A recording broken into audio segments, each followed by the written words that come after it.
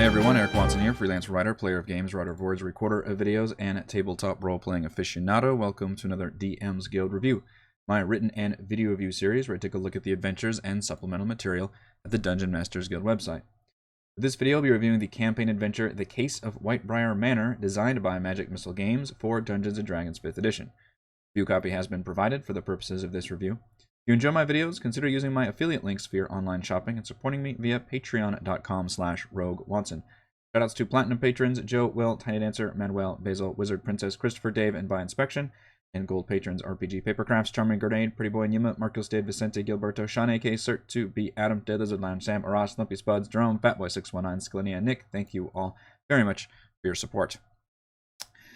The murder mystery or investigation adventure is probably one of the most difficult storytelling devices to pull off in a tabletop RPG, specifically in D&D, because D&D focuses on dungeon crawling and fighting monsters. Not a whole lot of tools for proper investigations and socializing compared to other tabletop RPGs. The Case of Whitebriar Manor does a dang fine job, really an excellent job, of crafting not only a compelling murder mystery, which is how it starts, but allowing that to escalate and involve an entire conspiracy plot with multiple instigators, and all of it takes place in one town. And this is a full campaign that lasts from level 1 up to level 10 by the end.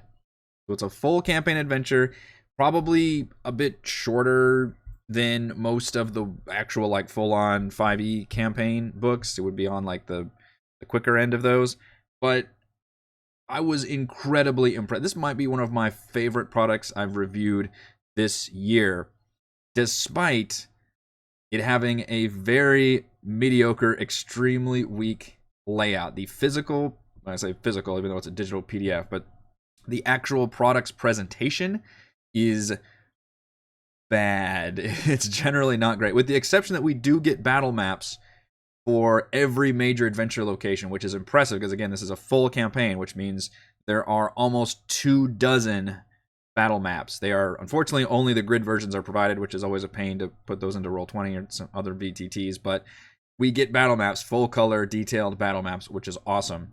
So that part's great. But it's this actual reading through it. The text is a little tiny. The subheadings they're not colored at all. The art is very minimal, and it uses very obvious stock art throughout. It does use a little bit of sidebars, and I appreciate the dialogue is at least italicized in the middle like this. But otherwise, this is like the bare minimum of what I would consider a solid presentation and layout, which is a bummer because this should be, given what I'm reading here and how impressed I am with this adventure and how big this product is, I would expect the design to equal that level, and it is not at all. It's kind of the opposite of any products that I review where the content is okay, but the presentation and layout is so good that it elevates that content. This is kind of the opposite situation. Now, this one, I would say the written content is so good that I don't think the design necessarily drags it down, but it is a factor, and that should be a factor, especially if you are creating something that's over 200 pages. It's an incredibly long campaign.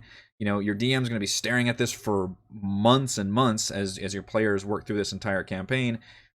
Give us something better to work, and you're going to charge whatever. I think it's over $20 on the DM's Guild, which I would also charge that much for something that was this big, but you also need to make sure that the presentation keeps up with that level of content. I think this really fails in that regard, which is a huge bummer because, as I mentioned, I think this is one of the best stories, one of the best campaigns, one of the best adventures I've reviewed all year.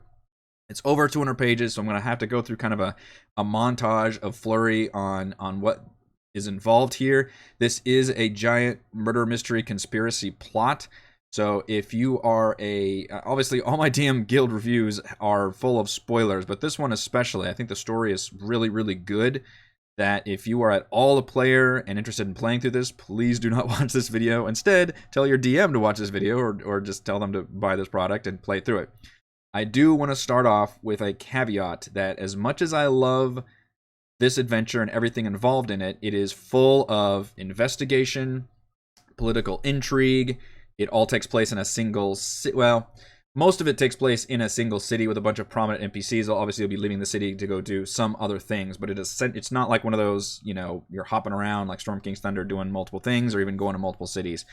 So you need to know what you're going to get in with if you're actually going to run this adventure. As good as it is, if your players prefer crawling through dungeons and fighting exotic monsters and that kind of thing, or going to far off places or whatever, they're probably not going to enjoy this adventure. If your players are interested in, investigating and socializing and uncovering some really well written, a very narrative strong plot that still manages to not be entirely linear, which is incredibly impressive, because usually that's always the big dichotomy, is between, do you make it more of a player driven, open-ended story and adventure, or do you keep them on a railroad but then feed them a really strong narrative? And that's a really tough thing to always balance as a DM and as a game designer making these adventures. And I think this one does a pretty good job of providing a compelling story and organizing it into scenes that the DM can kind of choose depending on what the players want to go and where, they want to go investigate the body, or do they want to talk to the like police force, the Justicar, or do they want to go to the victim's home? They can kind of choose the order of events, and then it's divided up into acts, where each act makes sure certain things happen in order to progress to the next scene. And there are certain plot beats that can happen even seemingly out of the blue, in case your players kind of end up at a dead end, they're not making the right skill checks or whatever, which I think is perfectly fine, because even if you think about a murder story, like typically that will happen. Like they're it's a red herring will appear, or the players reach a dead end, or the murderer escaped, or something happens where an inciting incident will happen that will kind of put the story back on track, where somebody makes a villain makes a mistake or something. And that's how this is designed as well. The only exception being Act 4, which is pretty much just all one big climax. It doesn't really have a bunch of, the players aren't really going around doing different scenes. It's more about they are set on a track, they return to the city, it's all in chaos at war, and they have to kind of go through a climactic series of events. So otherwise, it's incredibly well done, and really, when I review these big 200-page campaign adventures, I typically don't read page to page to page. That would just be too much. I'll skim through elements, I'll get the gist of things, I might read some story blocks and get the NPCs, which is kind of how I do the 5e Roll20 adventures as well. That's just a lot to read. This one, honestly, I was so sucked into it, I found myself reading giant swaths of content and acts, and I honestly read most of this campaign. I read more, which is incredible, because given the size of it is huge. I was so pulled in. I was immersed by what was going on. I wanted to know about all the major characters and the plot beats and the villainous motivation. There are multiple villains with multiple reasons to be doing things. There are 2 prominent families in this city. So the adventure takes place in a city called Everett Grove, which is near Cormyr. So it does take place in the Forgotten Realms, but we are not anywhere near the Sword Coast, which is awesome. And the villain is a Yuan-Ti Malison who hopes to ascend to godhood by transforming into a anathema. And to do so, he needs to bathe himself in the blood of his enemies, which are the Nagas. There are 2 particular Nagas that live around and beneath this ancient city. There's a whole background about this city, how it used to be, controlled by the Yuan-Ti, and the Nagas, freed the shackles of their slaves, and now the Nagas protect this divine source and all these things. And there's one Naga in this special forest that is it's the heart blood, the resource, the main rare resource that this town exports, and it's walled off. It's controlled by one of the noble families. And the other one is beneath in this kind of underground crypt area. So the whole plot is the villainous Malison is trying to get to those Naga. And by doing that, he enacts this entire conspiracy plot of a bunch of different characters in the city, and they've all got different motivations for wanting to, unseat the nobles of this family, or, just seed chaos, or just get paid off by the villain of just by doing a small slice. Some of the villains only know certain pieces of the puzzle, and eventually, even Act 1 leads to You think it's just the criminal organization, the crime syndicate here, which is called the Moon Boys, I believe. And you think it's them that did this original murder, which it was basically, but then you realize as it unfolds, they're actually working for a bigger boss, and that boss has a bigger boss, and it just keeps going until you get to that. You get to that final UNT Malison. It's only teased at the end of like Act 2 that you even really know what's going on. So just really well done, because it starts off with this murder mystery, which most of the time when you do a murder mystery, it's just a self-contained plot. You figure out who did it and go from there. And this time, that's only the start of the bigger campaign. As you can see by this little adventure advancement section, it includes a prologue, which is very much you could almost run it as a one-shot. It takes place almost completely divorced from the main plot. You are hired by another adventurer who has trying to solve the problem of these were-rabbits attacking this farm, and you end up going through this dungeon. It's kind of goofy and fun, but obviously very much for levels like 1 through 2, just designed to get you out of those low levels. The whole point of it is that it teases a little bit of the UNT stuff, where you're at the very end, you're like, oh, what is this all about? And then you meet the quest giver NPC, and it's his wife, who then sends a letter hoping to reach that NPC that you just worked for, but then he moves on and goes somewhere else, and it turns out he's later kidnapped and killed, and you follow the letter back home to her place, where she's been accused of murder because the victim has smeared her she lives in this manor in Whitebriar, as the title, has smeared that name in his blood. Very classic, like, Da Vinci Code kind of setup.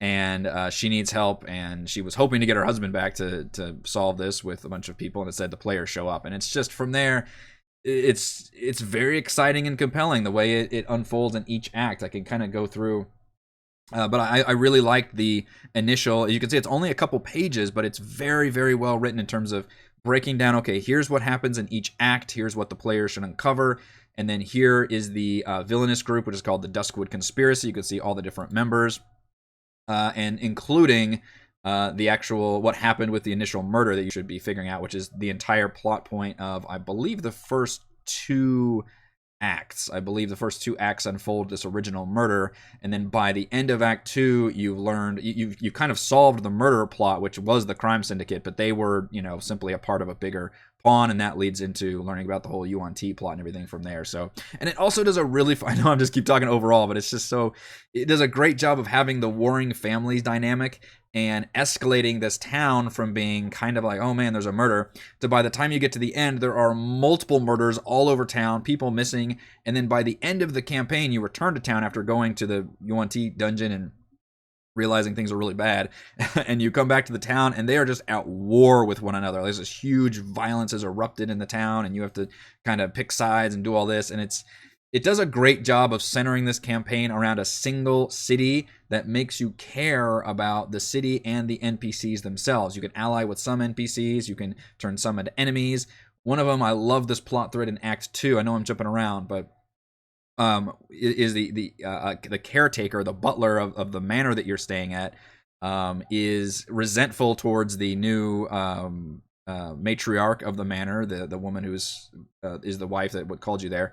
And that butler character is a spy for the main villain, it turns out. But he also fancies one of the player characters and can go on a date with them. This is really tricky to pull off in D&D, but if you can, then it works out pretty well. And it's all, PG-13 and everything. But still, and if you actually form a genuine romance or connection with that person, or you could even just turn into a friendship if you wanted to, just to hang out, then that spy could actually turn on the villain and be an ally to the player. So it's things like that the adventure just sets up and says, hey, here's some things for you to throw at the players, and if they work, great. If they don't, then here's some other stuff you can use.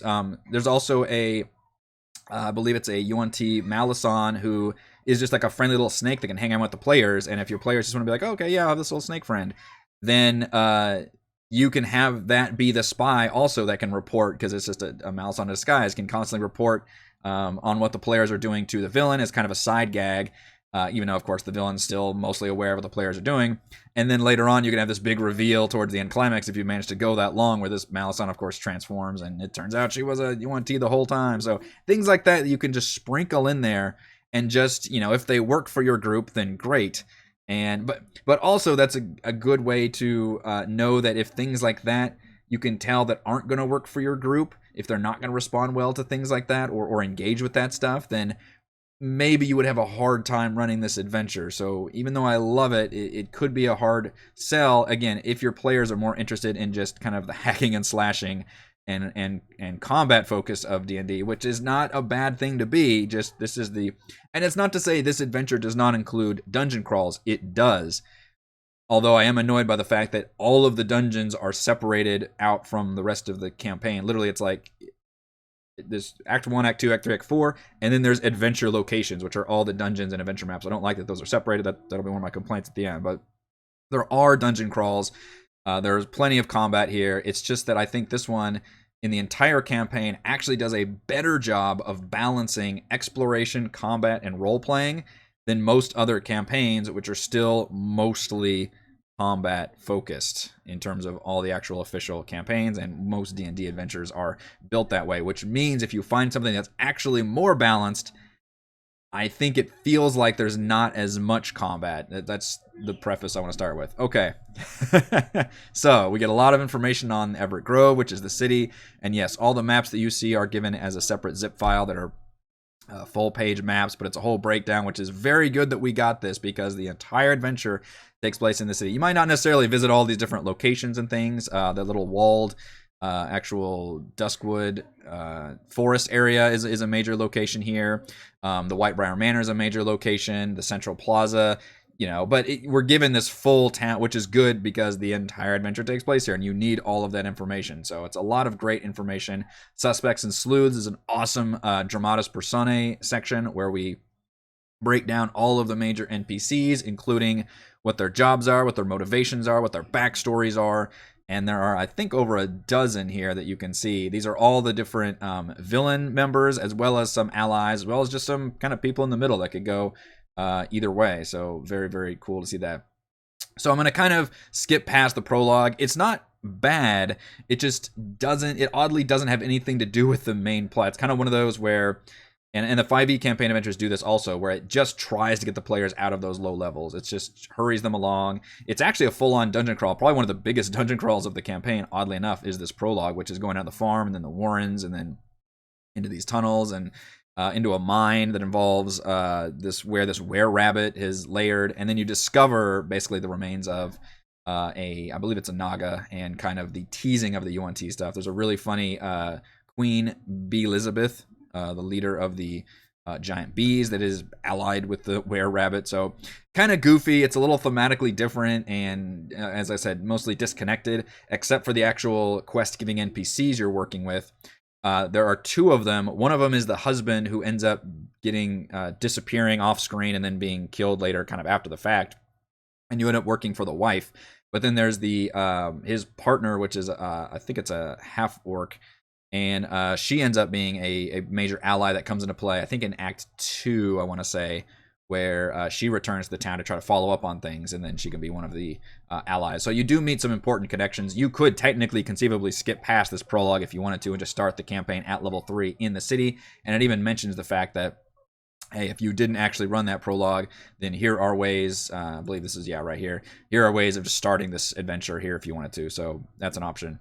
All right, so the actual, I had to write notes down because there's a lot going on. The actual Act 1 involves a lot of little odd things around the town that is designed to introduce you to the NPC, like odd jobs and things, introduce you to the NPCs, get a feel for the city, and also begin investigating the murder mystery. So you investigate the body, you investigate the victim's home, which is a little kind of mini dungeon crawl of its own with the gnome's magic shop.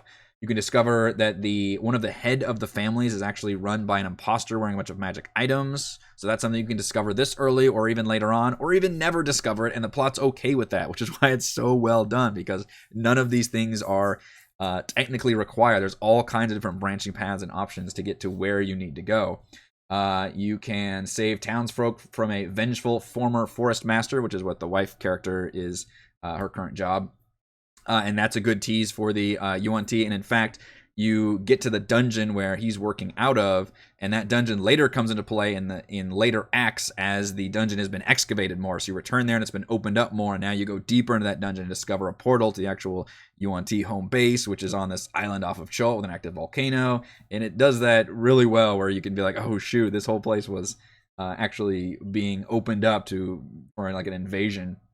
You can save the blacksmith from a shakedown by the local crime syndicate, which is what leads into pretty much Act 2. I love that there's a tavern brawl fairly early on that showcases the animosity between these different factions, and you can just get involved in the tavern brawl if you want to, or you can stay out of it. I do want to make a note that, and I mentioned this earlier, the way the dialogue is handled in this kind of italicized text, kind of justified in the middle here.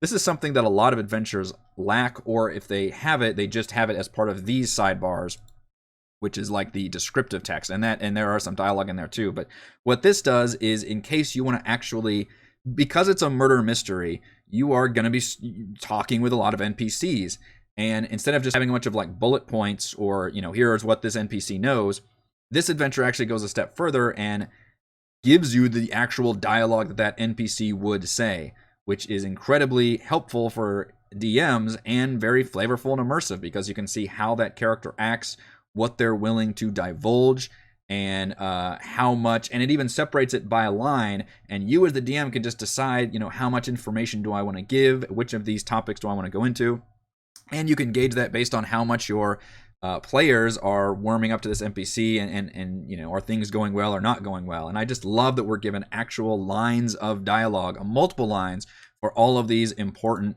interrogation scenes. There's a lot of that there, and that is a huge thumbs up. So Snake 2 should lead us to now you've got a good handle that the crime syndicate, the Moon Boys, I believe they're called, are kind of behind a lot of things. You might have foiled a plan. I believe the Bottomwell one, the Madness of Benji Bottomwell is in Act 1, which is that former forester that's trying to kind of take over the town. That almost feels like its own self-contained like villain, but then it turns out he's, of course, working for the main villain, so that's a good kind of tease for later things. Act 2, there's a mail that's supposed to deliver the money that the quest-giving NPC from the prologue is supposed to deliver to his wife so that she can pay off his gambling debts, which is why he's off adventuring. And they end up getting attacked by gnolls, so you have to send out a force, and the party can kind of make good with a lot of the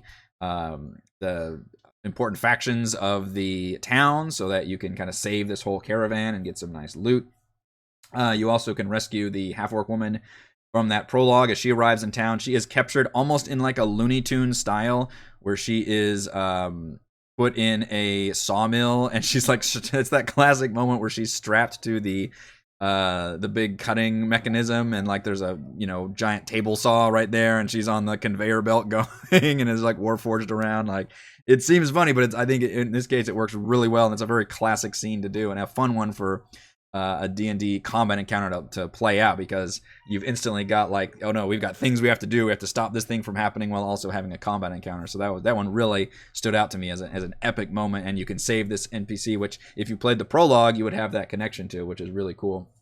There's a great moment where if the once you're on the trail of that crime syndicate, the boss, Rafonso, will invite you over to kind of discuss things, and essentially he will offer to basically be a sellout, and you can pay him. And if you don't, then of course at dinner it reveals some silver platters, and there are flame skulls inside, and he just drinks a potion, turns invisible, runs away, and you have to fight a bunch of flame skulls. That's a really fun moment. It kind of plays on all these classic, like, you know, conspiracy kind of city-based thriller adventures, but then puts that D&D twist on it by having all these fun kind of exotic creatures and spells going on and things. So I think it does a really, really fun job, despite the fact that we're not going into ancient ruins or crypts and fighting, you know, beholders and things. It still does a really cool job working within the confines of still mostly being within this city. And then the climax of Act 2 is you assault the crime syndicate's base, which is their casino, and you realize that the casino is also a lair for a black dragon who was the murderer. So you have to go fight a black dragon in her lair in the bottom of the casino. But then, of course, you realize that they were simply working for the bigger boss, which is this Savalus Purus UNT villain who has machinations of his own. He's basically set all of these things in motion, all of this town against each other, simply to gain access to the walled off forest, because then the whole town is at war and you can kind of slip in and kill the Nagas and then get down deep beneath and access the source and all that. So Act 3 is about chasing down Purus. You're finally realizing that's going on. All of your allies are suddenly missing. Lady Everett, who is the other noble family leader, ends up kind of seizing control, becoming more of a major NPC, and then she ends up being one of the main villains by the end. In fact, when you actually get to the climax at the end of Act 4, it is the Yuan-Ti leader, and it's her as this noblewoman. She's wielding like a necklace of fireballs and has all this shit. And just a classic kind of power hungry, just working with this sinister, awful villain just for to take over the city. And I think it's very, very well done. It's very, very fun. And I love that it plays out where you get this simmering, conflict between all these families and these factions in the town. And that is boiling over in Act 3, as you can see, with events that are happening in all these scenes. But you end up going to the Yuan-Ti dungeon and having to clear a lot of that out and kind of follow and realize who the villain is and all that.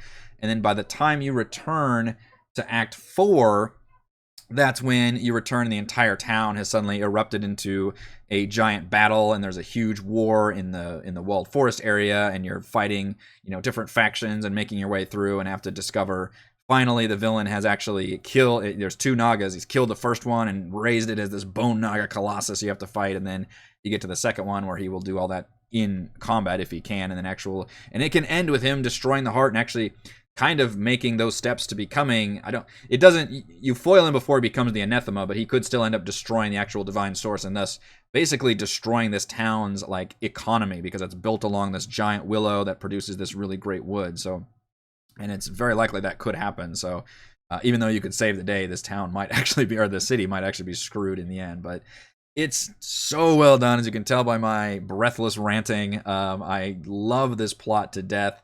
I do have misgivings about the entire layout. I mean, just flipping through it right now, as you can see, it's just not very attractive to look at. It's kind of a pain to read, not content-wise. The content's very good, but the actual layout is not great. There's not a whole lot of art in what is there. I mean, look, I'm just going through pages and pages and pages, no art whatsoever. And what art is there is very much just kind of the basic stock art. The maps are good, and thankfully they are not just these embedded maps. We do get the separate zip files there. I also think it's very, very odd that it was organized where all of the dungeons, all of those major dungeon crawling locations, whether they are in a Yuan-Ti temple with an active volcano, or they're just that no magic shop or whatever else, they're all separated into their own chapter called adventure locations. I don't like the way that's organized at all. I don't know why that wasn't just part of the main Act 1, give me all of Act 1, including Act 1's chapters, even though there are certain areas where the players should be revisiting some adventure locations. So I get why the designer might have thought Whitebriar is technically a home base in the first half, and then it becomes a dungeon crawl in Act 4, as the players realize that the final dungeon is beneath Whitebriar, which is a cool twist. But still, just repeat it in Act 4 then. Just show that to me, and then show the new... And same thing with that one dungeon that was excavated. Just put that in Act 1, and then put it again in Act 4. That's fine. And just list all the changes, show the map again. Just do it that way, because otherwise it makes it really weird to read those scenes. And literally, if you look at Act 4, it's only 2 or 3 pages, because it's almost all dungeon crawl. We go to Act 4 War Drums. 1, 2, 3, 4. It's all of 4 pages. Well, obviously it's not that short, but that's because it involves 2 or 3 giant dungeon crawls as you go through these adventures, which are then located in this other chapter. So that was annoying. The actual dungeons are very good, though. They're well designed. They come with the battle maps. They've got the annotations you can follow.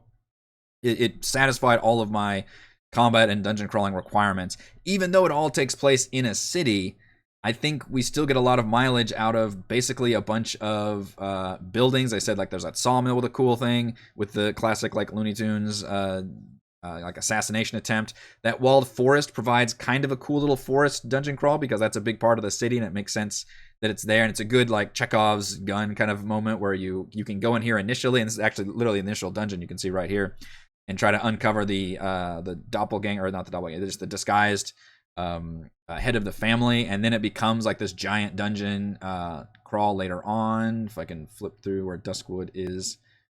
So the other problem is it's all out of order. There's the casino dungeon where you go through, and there's a black dragon by the depths of it. And these are Not my favorite map style, but we are given full colored detail maps. There's the Black Dragon.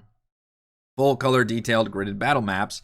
And as I mentioned, there are, I think, nearly 24 of them. There's a bunch of adventure locations here. This is the UNT Pyramid dungeon, because there's a teleport that you end up going here and fighting. That's the one kind of cool exotic location dungeon you get to do. So most of them are basically just a bunch of buildings or areas in the city. And then this is the one, I believe it's the climax of Act 3, that you get to go and kind of go to a more exotic location adventure in there, which is helps provide that. So, there it is finally, the Duskwood Forest, the bigger one. So again, if you like those adventures where you're going off to exotic places, you're fighting a lot of monsters, doing a lot of dungeon crawls, I don't think this actually satisfies that very well. But if you enjoy a strong, story-driven narrative that also allows a lot of wiggle room for players to have some agency and be proactive on what steps they want to take to uncover this murder mystery and learn more about the conspiracy, while as the DM having control for nudging them in certain places. That I mentioned the head of the family is actually a disguised another person who's running things. You can find, and that head of family has since been killed. His will-o-wisp, the one thing the murder victim did from the very beginning is shatter this soul thing that released him as a will-o-wisp, can actually guide the players as kind of an important, DM contrived helpful nudge in several places, can kind of point them in the right direction, and that's baked into the story, so it doesn't feel like a Deus Ex Machina necessarily. So just so difficult to craft a well-done murder mystery / conspiracy thriller, and Case of Whitebriar Manor does a great job of that, which is very, very impressive. All right, let's go over my pros and cons for, scroll all the way up, Case of Whitebriar Manor. Pros: a compelling murder mystery that starts small and unfolds into an epic conspiracy plot. Incredibly impressive the way it does that. It literally starts off as just a single murder, but then unfolds into multiple villains, and the entire town ends up erupting into violence. Pros: crafts an effective level 3 to 10 campaign centered around a single city. I mentioned 3 to 10 because there is that prologue, which goes from 1 to 2, that basically doesn't have anything to do with the main area, so I'm hesitant to actually include the full level range. But from 3 to 10, you spend your most of the entire time within a single city. And, the disadvantage is you're not getting that, globe-trotting exotic location thing. But the advantage is you have a very strong sense of a base. You have a lot of really great NPCs that you can build on over sessions and sessions and sessions, and villains that can reoccur, allies that can reoccur. All of that is a huge advantage. Pros: a perfect balance of socializing and role-playing, investigation and discovery, and dungeon crawling and combat. Most campaign adventures focus on the dungeon crawling and the combat because that's what D&D is built for. And that's fine. I think a lot of us appreciate that, and a lot of us have fun with that. It is a combat simulator at its heart. This one, I think, does do a really good job of saying, hey, there are dungeon crawls here, there's going to be combat, but also we want to make sure you spend a lot of time talking to NPCs and investigating different areas, discovering clues and all that. And I think this honestly does a fantastic job of balancing all 3 of those, with the caveat that if you're used to, combat-focused adventure, you might feel like it's a little combat light, and I get that. Pros: the suspects and sleuths section breaks down details and motivations for major NPCs, and all possible social and interrogation scenes are given sample dialogue. That's that italicized dialogue that we were getting is hugely helpful for DMs because there is a lot of those kind of scenes. I always sigh whenever I see these kind of murder mystery or dialogue scenes, and it's just kind of bullet points, or even not even that. It just says, here's what this NPC knows, and then as a DM, you have to do all of that extra work. Now, you can do that, and good DMs can obviously ad-lib and go from there, but having talking points ready to go is hugely helpful and useful, especially in an adventure that is emphasizing having to talk to people and uncover different mysteries and conspiracies. Pro: nearly 24 full-color battle maps for each adventure location. As I mentioned, those are included in a separate zip file. And my final pro, I realized I completely skipped over, which is we get over 50 new monster stat blocks and magic items. So I'll flip through them real quick, but there are a lot, which is impressive because we didn't really need all that necessarily. It uses a bunch of, kind of regular, guard type units and that kind of thing. And then there's plenty of UNT stat blocks already provided, but, we get some unique ones for the, UNT, including obviously the final boss. You know, Bone Naga Colossus is a unique enemy that we get. There's the Underlords, the other Bone Naga. Like it didn't have to provide a lot of these extra unique stat blocks, and it does. And I think there are over 30 of these, and then over 20 really fun, cool, unique magic items. And again, there are plenty of magic items in the players in the Dungeon Master's Guide that you can use and draw from, and this goes even further by providing pretty much all of its own unique magic items, which is just a huge step above and beyond. My cons, you can pretty much already guess, weak layout and design, which is a big con. Doesn't have anything to do with the actual story or written content, but it's just not very nice to look at. It's got tiny text, it's got minimal art, doesn't really do anything with like the color of the, you know, subheadings or anything like that, the titles. It's just, no. And then my other con is that I am legitimately annoyed that there's an adventure location chapter where it separates literally all of the dungeon crawls from the rest of the adventure, which means if you're reading it like I am and you're going through in order, you feel like, oh man, it's just really light on combat. There's almost nothing here. Where are the dungeons?